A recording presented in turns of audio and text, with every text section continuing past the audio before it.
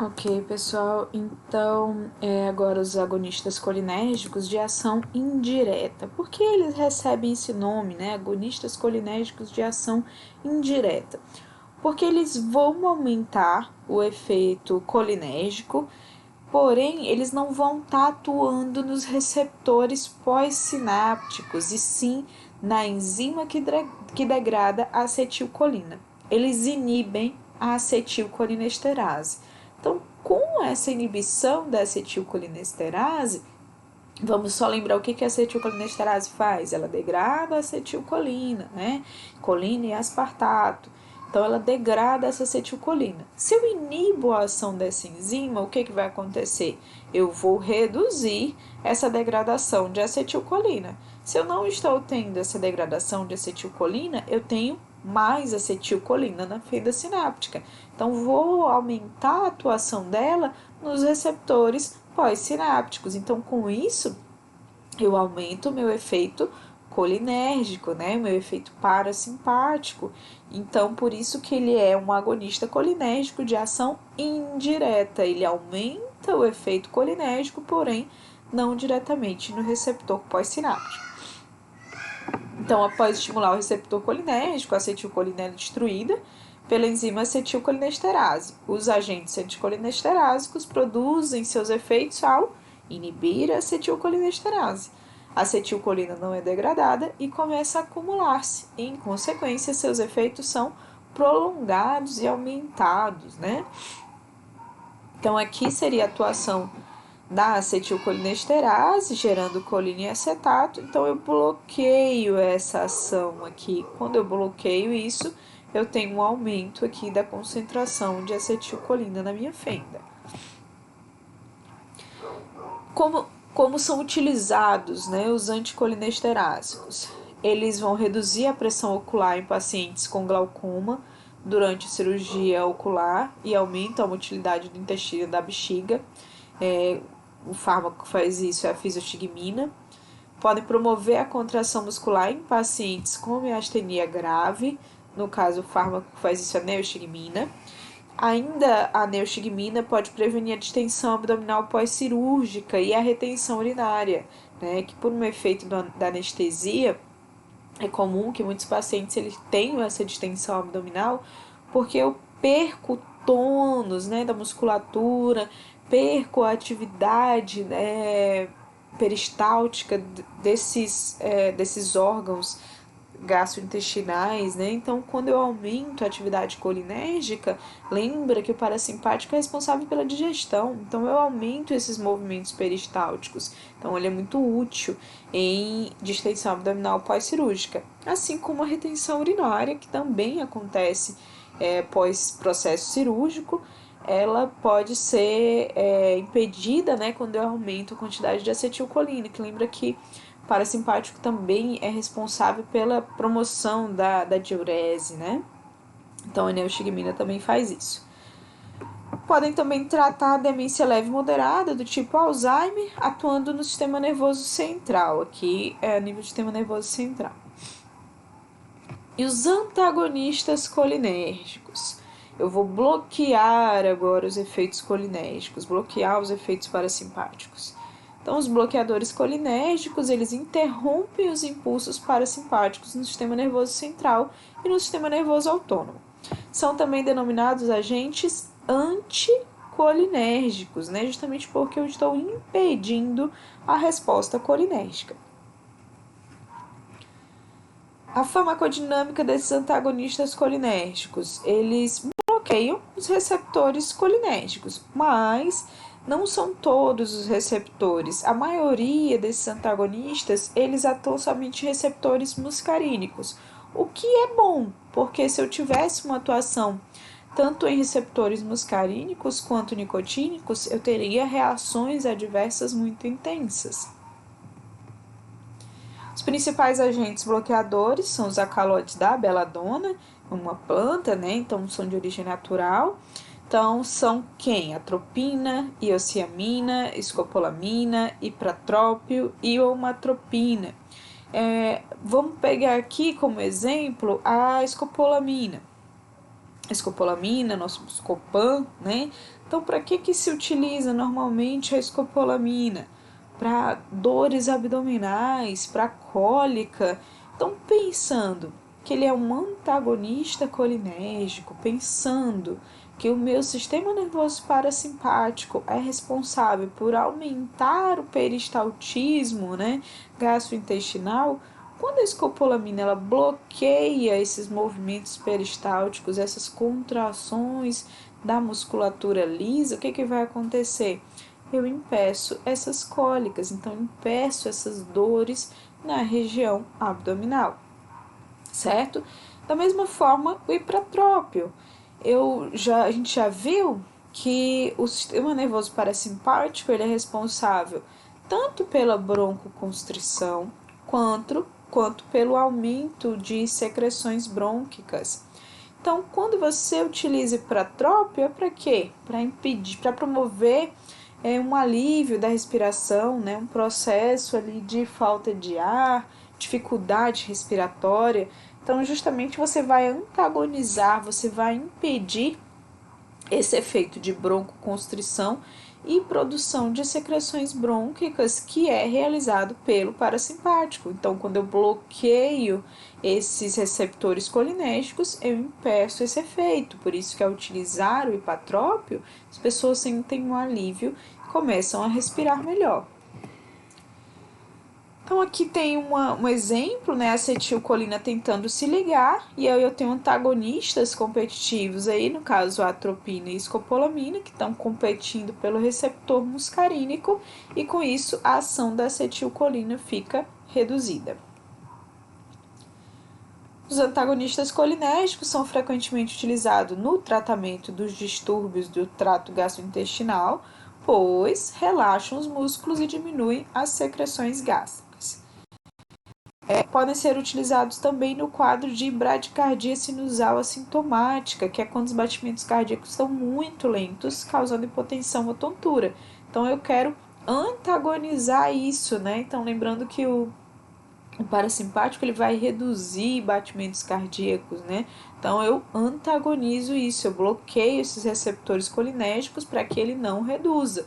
Com isso, eu consigo tratar essa bradicardia. E o tratamento da asma, que a gente já falou um pouco, que é com relação ao hipratrópio. Aqui volto novamente, só para lembrar, conseguir fazer essa analogia entre o simpático e o parasimpático e o bloqueio, né, o antagonismo dessa ação da acetilcolina no sistema nervoso parasimpático. E aí vamos para os agonistas e antagonistas adrenérgicos. Então, com relação ao sistema adrenérgico, né, eu vou estar falando do sistema nervoso simpático e ele vai ser estimulado lá nos meus órgãos-alvo pela norepinefrina ou pela epinefrina. A epinefrina, ela é liberada pela glândula adrenal, já a minha norepinefrina, a sua maior parte, né, já a norepinefrina vai ser liberada nos neurônios adrenérgicos. Então, para a síntese de norepinefrina, eu preciso primariamente de tirosina, que ela entra no neurônio através de um cotransporte com sódio. Essa tirosina, ela vai sofrer uma hidroxilação e vai ser convertida em dopa, que é convertida posteriormente em dopamina. Depois dessa conversão em dopamina, a dopamina ela é vesiculada, né? Também para proteger da degradação. Já dentro da vesícula, essa dopamina ela é convertida em norepinefrina, que fica lá na vesícula até que chegue um potencial de ação, que abra canais de cálcio e voltagem dependente para estimular a migração e adesão aqui dessa vesícula à membrana do meu neurônio, promovendo a exocitose da norepinefrina. Uma vez na fenda sináptica, a norepinefrina ela pode se ligar aqui aos meus receptores pós-sinápticos e ter a minha ação adrenérgica, ou também ela pode se ligar a um receptor pré-sináptico e funcionar como feedback negativo, né? Falando para esse neurônio que não precisa mais liberar norepinefrina. A norepinefrina ela pode também ser recaptada, né? Ela vai ser recaptada para ser novamente revesiculada e ficar ali quietinha até chegar um novo potencial de ação, certo? Essa norepinefrina ela pode também ser degradada tanto pela CONT quanto pela MAO, a monoamino-oxidase. O que vai acontecer aqui? Da mesma forma, como eu tenho a inibição da acetilcolinesterase, se eu tenho inibição da MAO, por exemplo, eu vou ter um aumento de norepinefrina, então tem um aumento da resposta adrenérgica, ok? Aqui eu tenho ainda o exemplo da cocaína.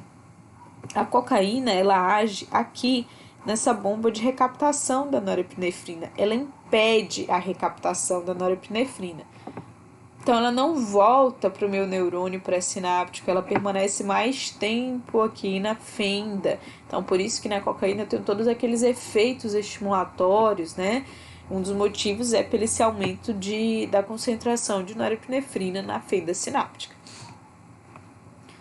Então, aqui só demonstrando a liberação da epinefrina, ela é liberada através de um estímulo da suprarrenal, que libera cerca de 80% de epinefrina, 20% de norepinefrina, diretamente na corrente sanguínea. Já a norepinefrina, ela é liberada pelo neurônio adrenérgico, né, estimulado lá a nível pré-ganglionar pela acetilcolina, que se liga no receptor nicotínico, e aí libera norepinefrina, que vai se ligar a diferentes receptores adrenérgicos.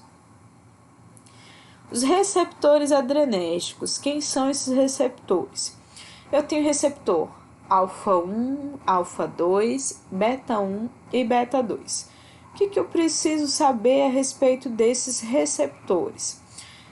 Aqui eu preciso saber do receptor pré-sináptico, aquele que funciona como feedback negativo, né, que sinaliza aqui para minha célula não liberar mais norepinefrina. Esse receptor pré-sináptico é o alfa 2. Então, o alfa 2 ele vai reduzir os meus efeitos adrenérgicos, tá?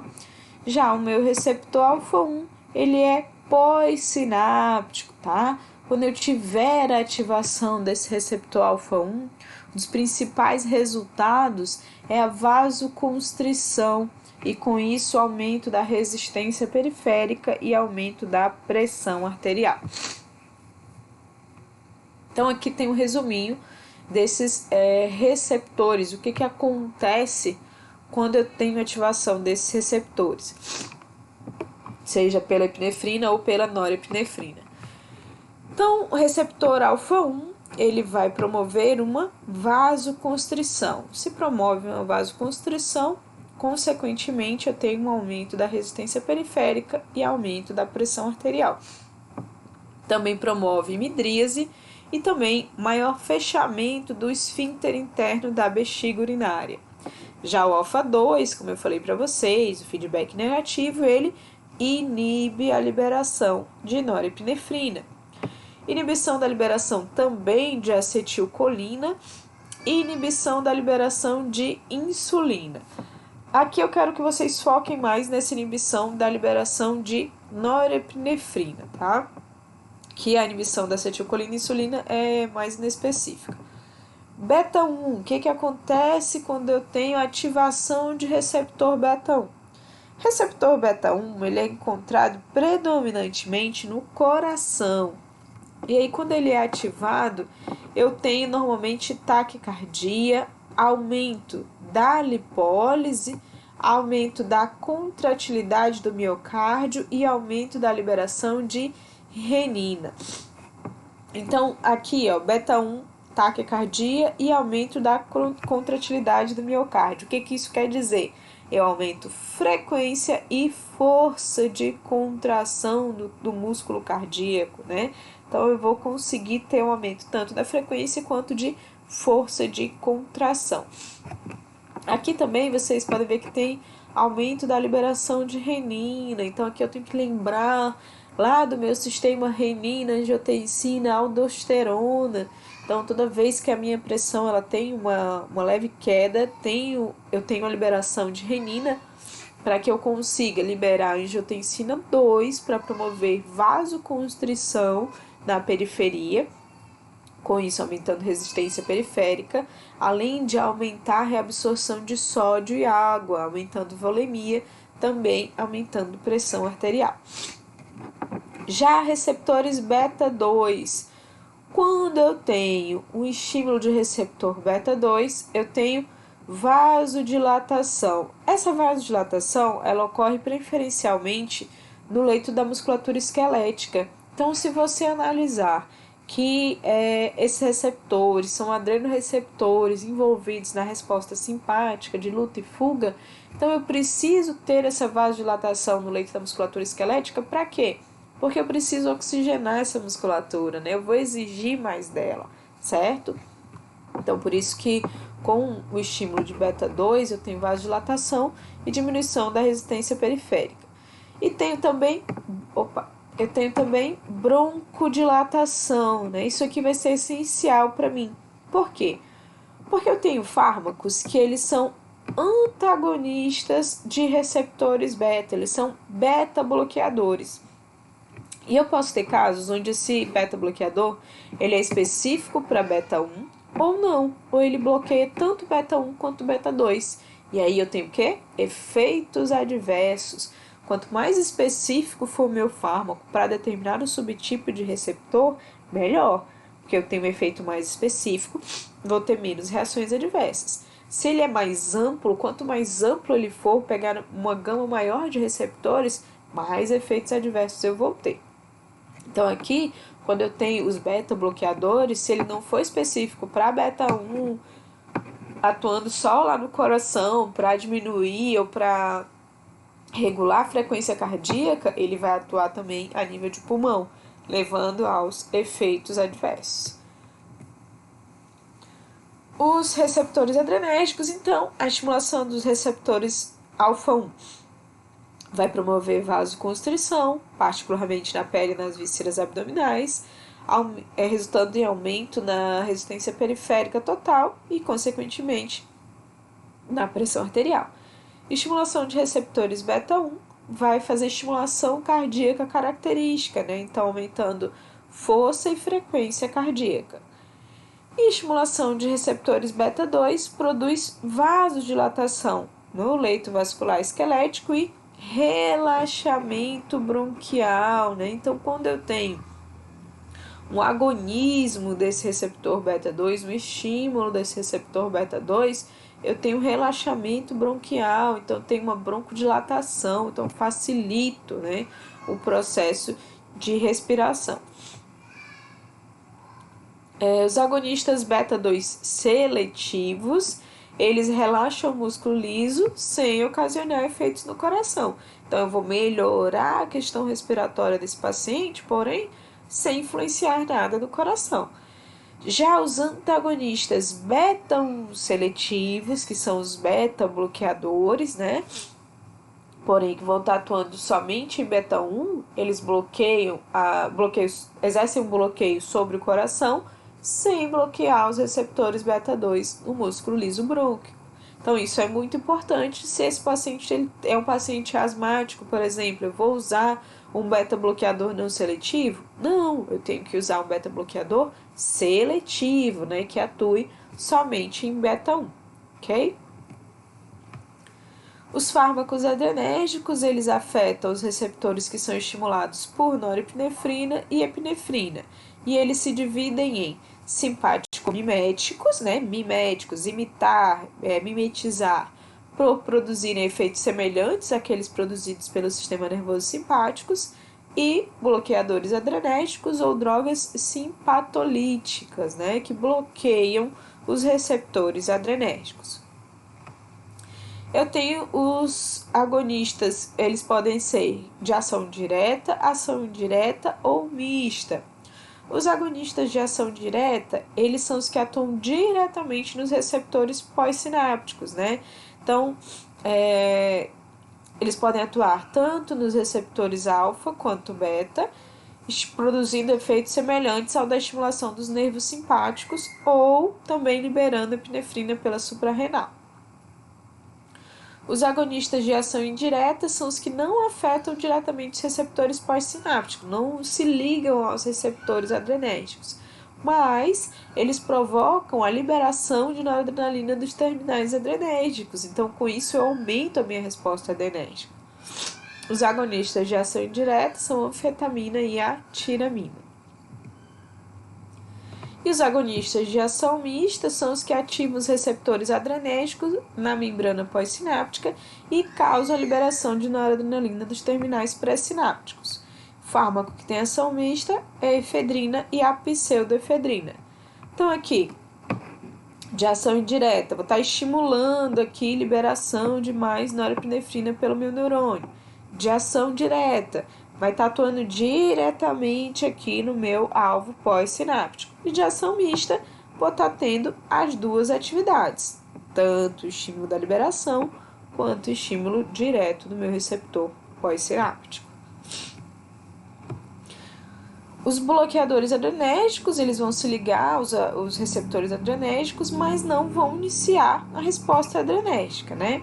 Eles podem se ligar de forma reversível ou irreversível ao receptor, evitando assim a sua ativação pelas catecolaminas endógenas.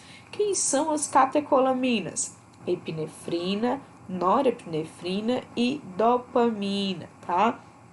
Então, quando eu uso um bloqueador adrenérgico, ele consegue, né, influenciar no efeito desses 3 neurotransmissores. Ok, pessoal, a gente encerra por aqui, tá?